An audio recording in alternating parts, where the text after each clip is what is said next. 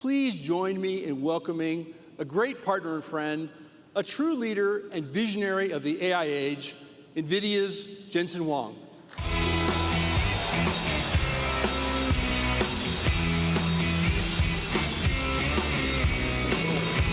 Nice to see you.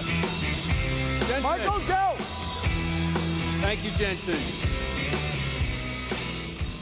Jensen, it's great to have you back here at Dell Tech World. You know, we've been talking about agents. I'm here every year selling Dell. We appreciate it, man. We appreciate it.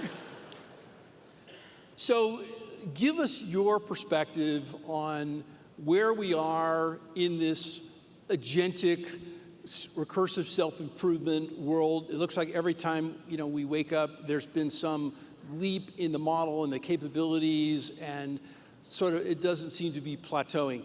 Give us your perspective from the front lines.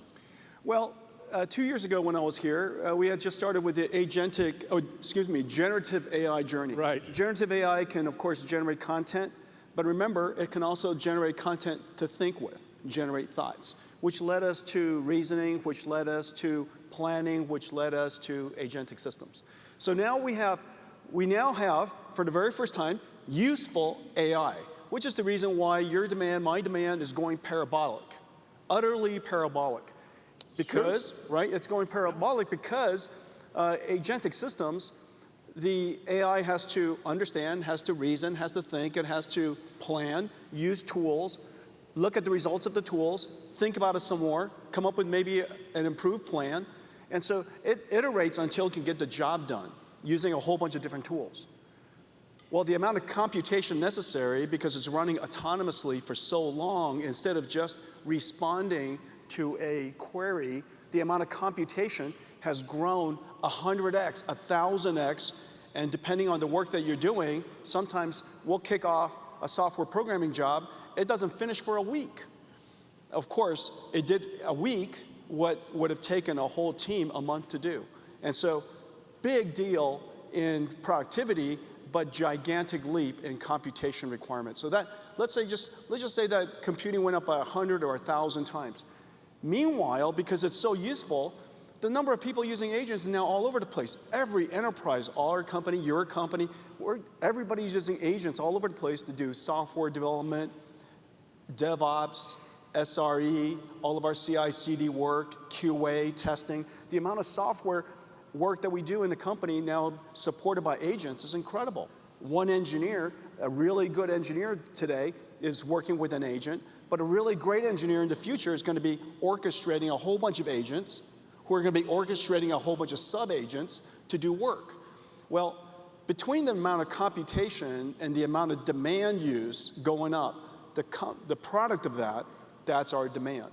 And so we've now arrived at the era of useful AI, which is really exciting for all of us, because until now, it's been novel, interesting, incredibly exciting, but really at the enterprise level, many of you have said before, last couple of years, the impact of AI is, the potential is incredible, but the actual use was minimal.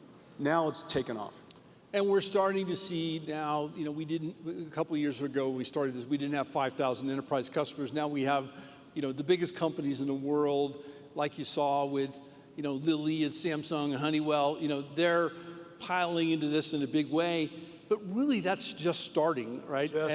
And to reimagine their workflows, to be able to understand, the trajectory of how this is improving and how it can affect ultimately what their companies can become, that really is just an idea. I mean, we haven't seen that in any scale. I mean, there are some companies that are doing it, but it's a very small number today. No doubt. And well, you're experiencing and I'm experiencing, our company has always gone fast, but it's gone, it's really going fast now. And just the amount of content that's being created internally, the progress that's being made. People said that AI is going to make us more productive. There's no question about that. What took months now takes weeks. What took weeks now takes days. And what takes days now takes hours. And things that would take an hour, you and I pretty much expect it instantly now. And so what has really changed is that our ambition has changed. There's no question my ambition has changed. You know, I wanted to be somebody, to do something, make a contribution, but that was the old Jensen. You know, the new Jensen, I got big ambitions now. We all have to ask ourselves the question, how high is up? Well, it's pretty high, right? Yeah. So we've got all these great products. You know, we're embedding AI in everything and enabling, you know, this distributed inference and intelligence. This is the best room I've ever been in. Which is your favorite? Well, you know, it's hard to, I love all my kids. How about the one on the end? You gotta love that one most though, Well, this is incredible.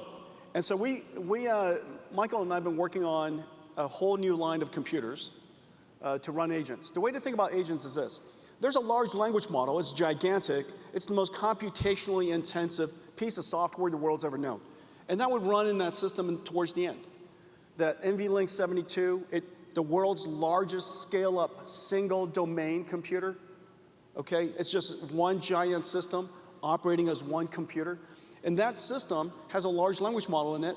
It could, you know, 1 terabyte, 10 terabyte of parameters, no problem. And so that's one giant system, that's the brain. However, an agent starts with the harness. That harness has to sit in a secure and governed container. We call it a sandbox. And so the NVIDIA open shell, open sourced sandbox is the security system that just about everybody in the industry is using. Inside, we have a reference harness we call NemoClaw. NemoClaw runs on a CPU. And that CPU could be a CPU in there, a CPU in here, a CPU in there. Yep. It can also run Nemotron or any of the models, open source models, that you would create your own specialized agents for your own companies, trained for your own special domain of data or skills. And that would run locally, if you like. And then the large language models could run in the cloud. And so you have this hybrid AI. The thing that's really cool is that NVIDIA's architecture is the only architecture in the world that runs every frontier AI model. And lately, recently, in the last year or so, Anthropic has been really leaning into the NVIDIA architecture. So now we support every single frontier model, we support every open source model, and we support them in the cloud or locally. As you can see, our computer is the first one in the world that runs in every cloud, but it also runs locally. And if you have your models that you're quite sensitive about, our systems are built with confidential computing. Yep. This way, you don't have to trust the operator that's operating the data center with your secure data. And so all of these architectures now run in every cloud, runs every model, runs hybrid AI, and runs agentic systems. And so you have your harness, it runs on a CPU. The CPU also uses tools. And the CPU we created, I think you mentioned it earlier, called Vera. Yes. The CPUs of the past were built for hyperscale clouds. And so you're renting the CPU cores, and so you're optimizing for as many CPU cores as possible. Well, agents in this new world, you're generating tokens. You're not renting CPU cores anymore. You're generating tokens and marketing that. That's the economics of this AI era. And so the AI wants to run its work and generate as many tokens as possible, as quickly as possible, because that's the output of the intelligence. Vera CPU has the highest single-threaded performance of any CPU in the world. It has 3 times the memory bandwidth of the fastest CPU in the world, and as a result, Starburst, DuckDB, all these databases run incredibly fast because the agents are pounding on the databases, so the CPUs better be super fast. The agents want to get through its work, so the CPU's got to be super fast. Otherwise, that big machine down there is waiting for the agent to get its work done. And so now you have the harness running on the systems here, local AI models running on the systems here, and giant models running in the cloud or in your own data center on that big machine down there. Well, let's go check it out. But as we do that, you know, what's exciting is to think about, you know, in the past, as humans, we would do work, right? And we would pass it on to the next human. But now we have, you know, all these agents that we're managing, right? And an individual can manage, I don't know, 1,000, 100 agents. And so the possibilities that unlocks in terms of human creativity and what humans are going to be able to do. And I love this idea of the unmetered intelligence, right?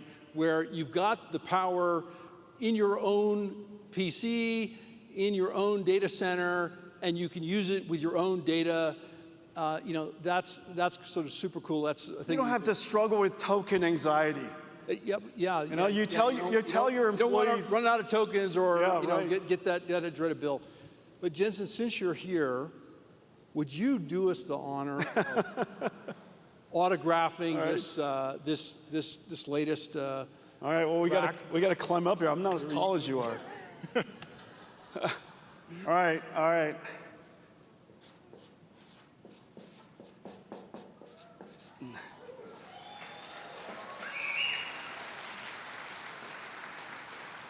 This is, what's the date today? 18th. May 18th. We're not going to sell this one. This one is. You got to sign it too. I already signed it. You did? Yeah. Well, you got it right here. Dell. There